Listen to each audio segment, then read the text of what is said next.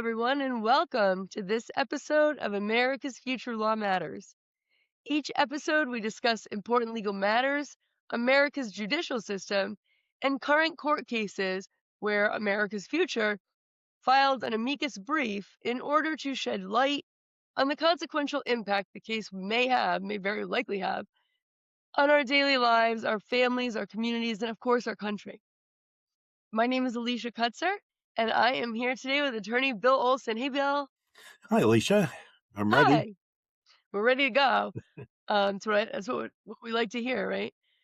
For anyone that hasn't seen or listened to our podcast recently, or this is your first time, let me introduce you to Bill Olson. He has been a constitutional and appellate attorney for decades, and you'll soon realize, if you haven't already, that his understanding of our nation's founding texts or founding documents his understanding is unmatched. So with that said, let's jump right in. Bill, we are going to be discussing a little bit of procedural nuances that courts generally use to avoid issuing decisions when it's a touchy topic of some sort. So we'll start off with standing, and then we'll move into the transgender agenda that we just lived through for a couple of years. The case, I know it as IPEC, but it's International Partners for Ethical Care v. Robert Ferguson in his capacity as governor of Washington State. So let's see. America's Future filed a brief in this case relatively recently, February 17th, 2026.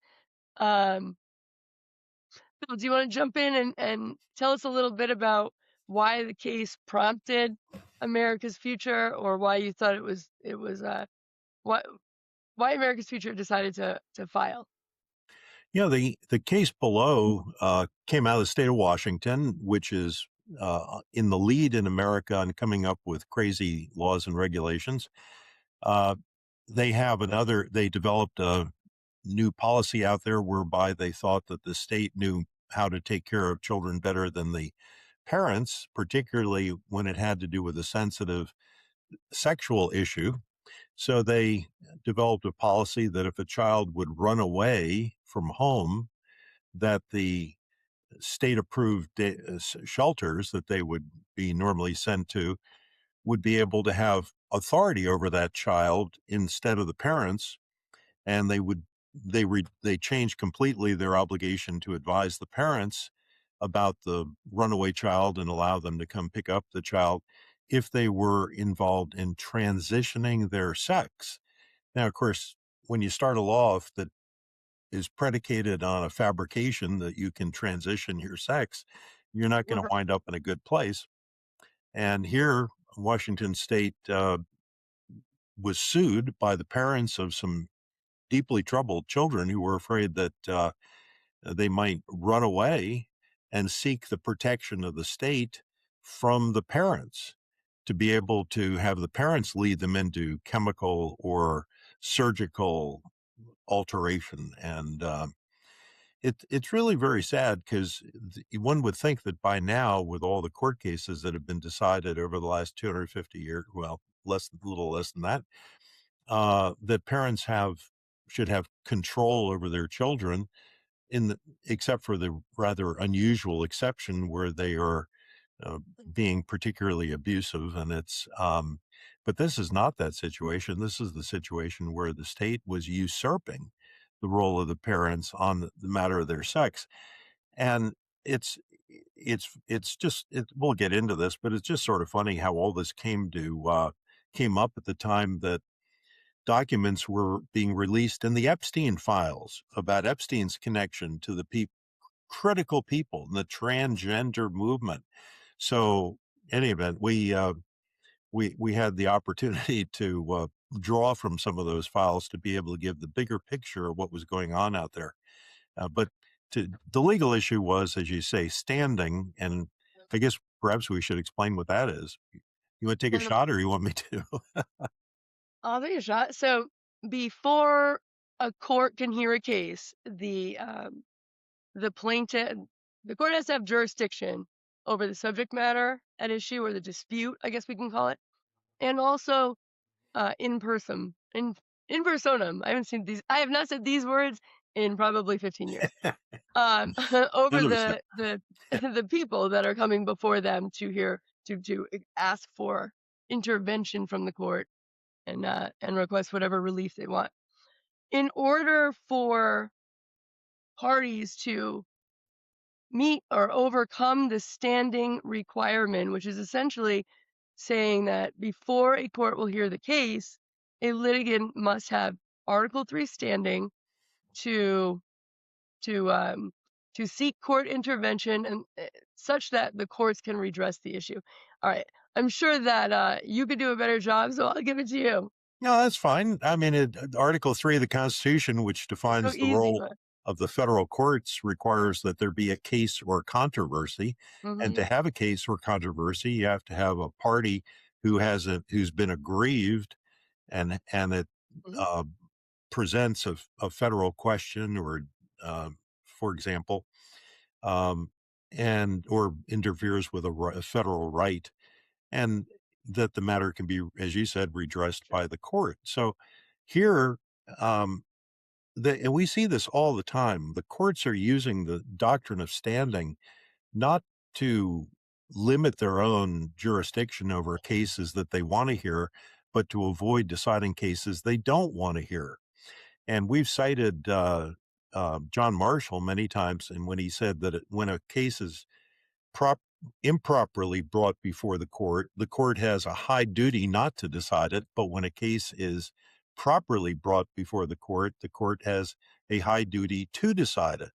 It's really quite important, and yet courts will come up with some kind of standing justification. They'll say, and in this case, they said these parents who are only worried that their kids would leave home to seek the protection of a state-run child care shelter of some sort, to be able to get their help to transition, that the parents were just premature. It, w- Speculating. it was too much. They shouldn't have the right to prevent this because it hadn't happened. So uh, it I, wasn't imminent. I And wonder. Oh, sorry, Bill. Go ahead. no, I mean, but just the one point that they basically said, if the child runs away and the state doesn't tell the parents that they have the child, and they encourage the child to begin chemical or surgical alteration, that's okay. And at that point, maybe the parents could have a case, but at that point, it's too late. So And the parents don't know, right? The whole premise is they're not giving notice to the parents.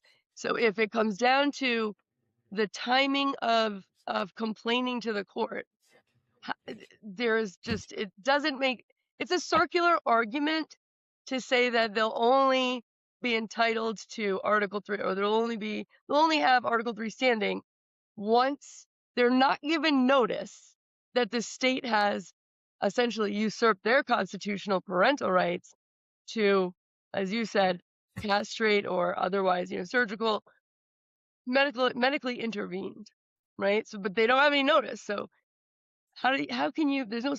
I can't see a way to resolve that. yeah, the law was before that required, if your kids run away to us, the state, we have to notify you. I think was within 24 hours, and then the parents would come and pick up the child, assuming the child would go. But this totally abrogated that procedure, and particularly when there was some kind of sexual component of it, like transgenderism. And what this really does is that it allows the most sensitive issues about your children, their sexuality, to be delegated to the state. And so it seems quite reasonable to most people that you'd be able to go into court and stop that. But the Ninth Circuit is the Ninth Circuit, and they didn't think that way. So it forced the parents to be able to go to the Supreme Court. And that's when America's Future decided to file this amicus brief in order to support the petition for certiorari to make sure the court heard this case. And to, suggest to the court or urge the court to strike down the law as an unconstitutional, I guess we can say, usurpation of the constitutionally protected parental rights. I mean, to me, I don't know, and I'm curious as to why they didn't. If standing was the issue, if standing was the sword that the Ninth Circuit was going to die by, why not use ripeness? So the way I see those sort of timeliness of filings, and I know it's not as important as the substance, but I just want to help understand, please help me understand why, if the court decision, if the decision indicated that it was too early, that your child hadn't yet run away, and so there's really, what the court is saying is there's no dispute yet. You're not injured parent yet. And until you're injured and we can redress that injury, you cannot, you're not going to be able to pursue the litigation that you're trying to file, whatever. But how is it that the court is using standing instead of ripeness, saying this isn't ripe?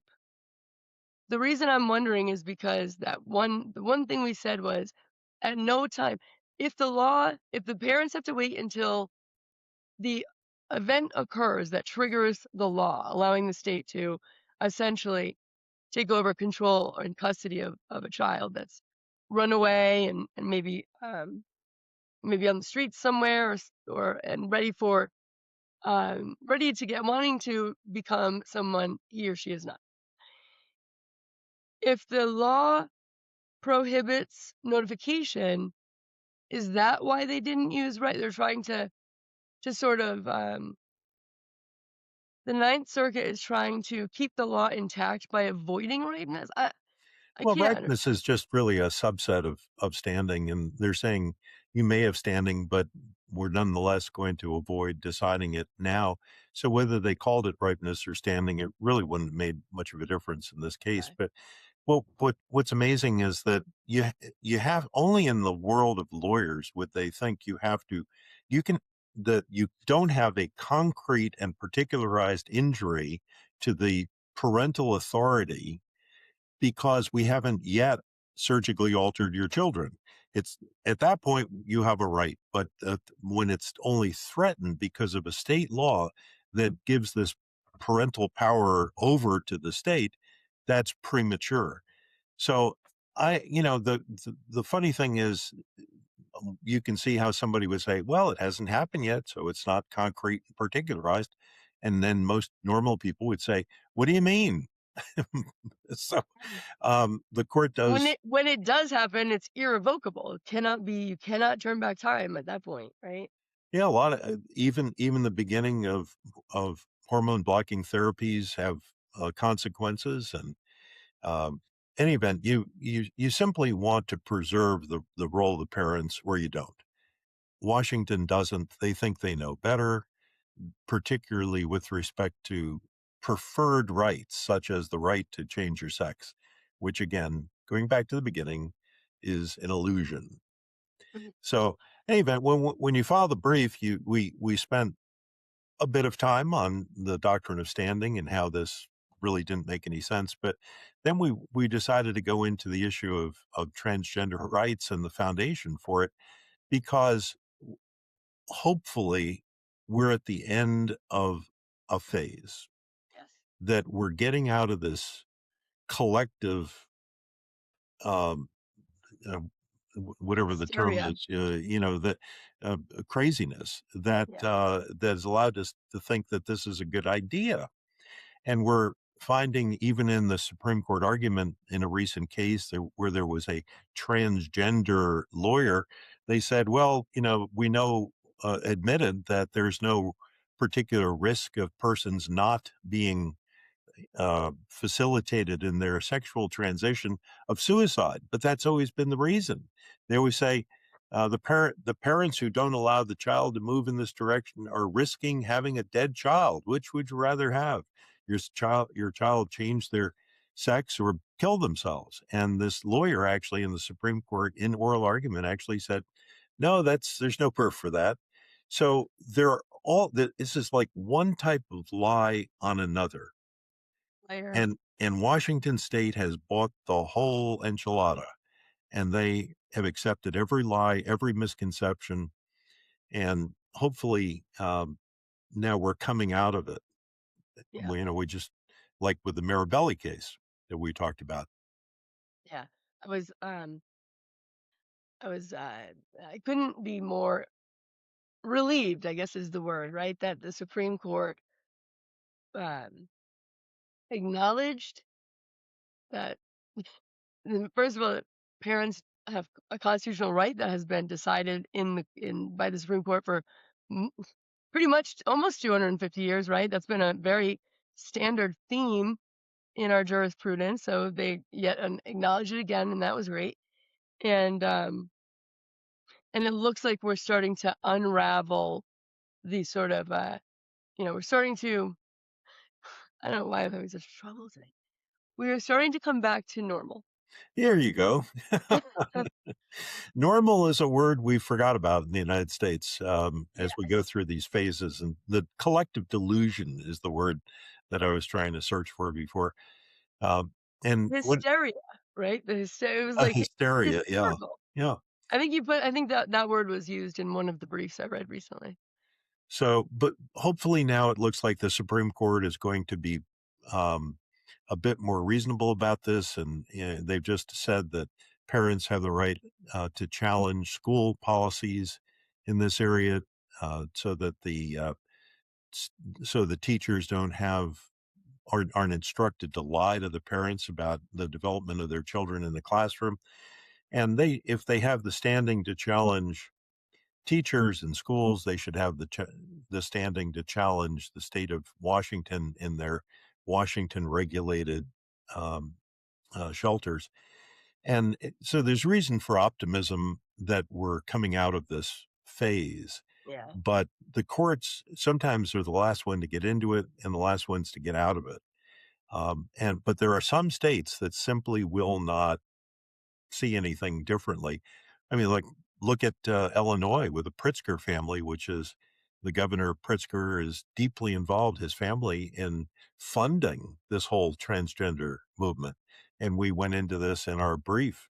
Mhm. So there's some states that seem to have a vested interest in very wealthy families to sometimes I wonder if this is part of a population control effort because Maybe. you're sterilizing children in these Yep. procedures.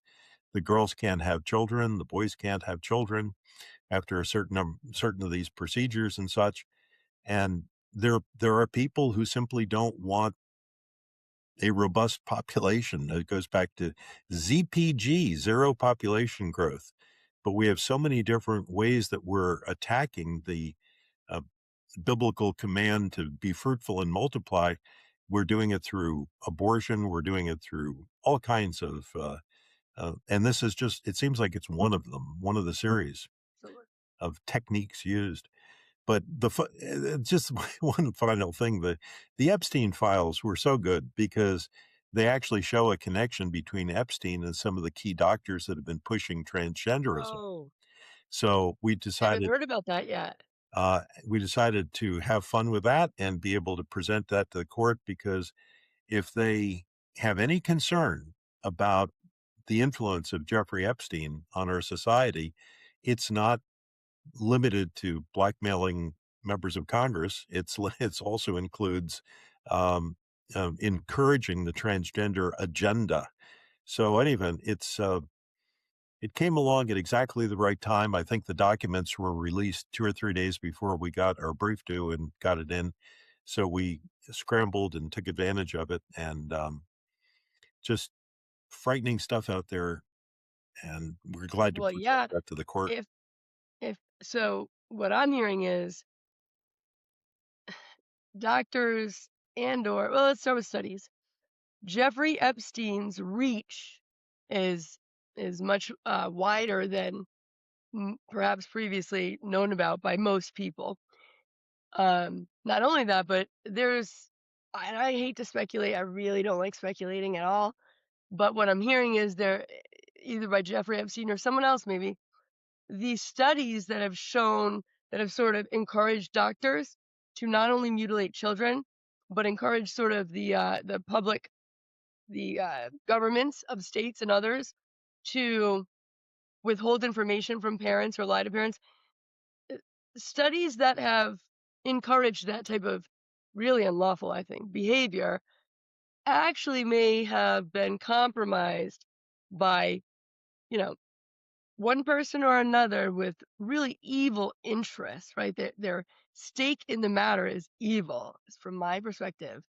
And if that evilness has somehow compromised medical studies or doctors that are essentially irrefutably intervening in the life of a child or the lives of children, I mean, that brings that Jeffrey Epstein circumstances into a whole new, that's a whole new layer of it.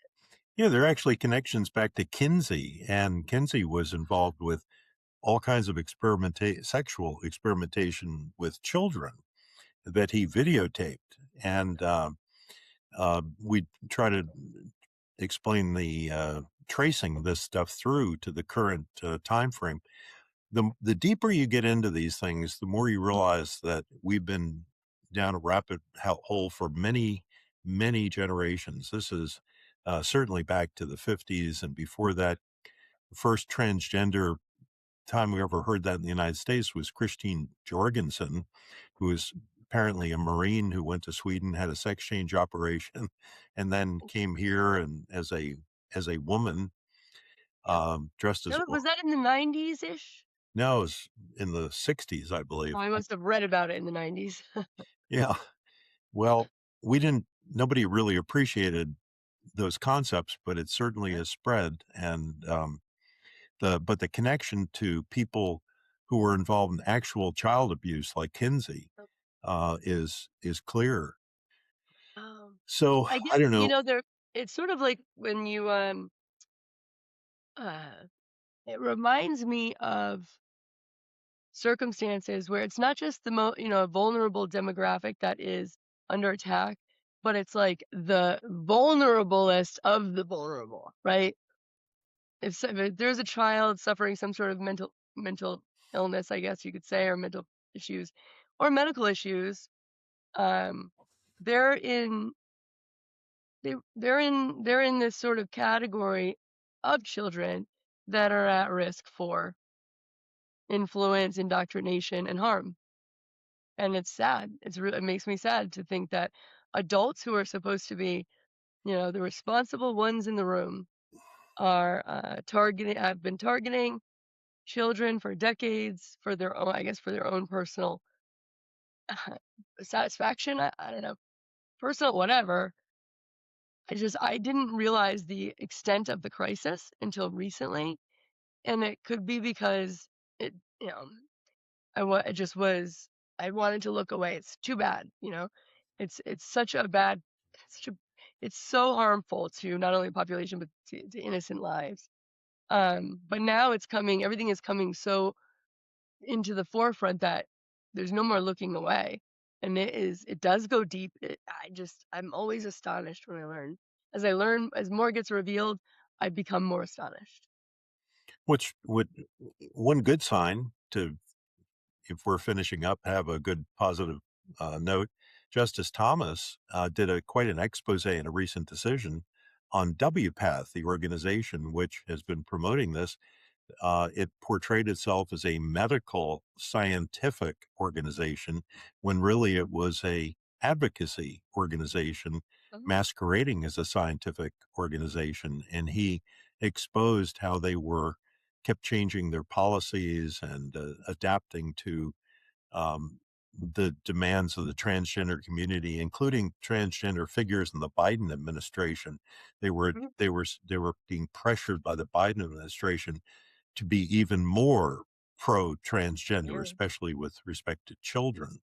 So if somebody's an adult, I guess they can do what they want. But but kids is a whole different matter. And America's Future also filed the Trump administration, to their credit, did two rulemakings at CMF, and Is that America's right? Future filed comments in both of those to support this and to expose the lies of WPATH. So we're making some progress. Justice Thomas put a lot of this into a recent opinion, and hopefully this case will see cert granted, and You we can should have get a some victory. credit from Justice Thomas for that WPAC. I mean, if anyone has, and America's Future should, right? If anyone has exposed that organization for what it is, Bill, it's been you and the team you work with, that bar none. So maybe one of these days you'll get a shout out on that. Should. I could care less who gets a shout out, as long as we as long as we prevail. But he's doing a great job, and I'm hopeful this is another case that they're going to take, and we'll see this one resolved the way that it should be. Yeah, my fingers will be crossed. I will keep my fingers crossed. That said, I do think that it's looking good for us in this case. So, well, thanks for joining us today, everybody. I want to thank you, Bill, and congratulate you on this amicus brief and all the others that you and your team work so tirelessly on. And for everybody, to our viewers and our listeners out there, thank you for joining us today. Remember, it's so important to stay informed, particularly about issues that matter to you, your family, your community, and all of our fellow Americans. If you'd like more information about this case or to read the brief, please visit America's Future Law and Policy page at americasfuture.net. Well, that does it for today. We will see you again soon.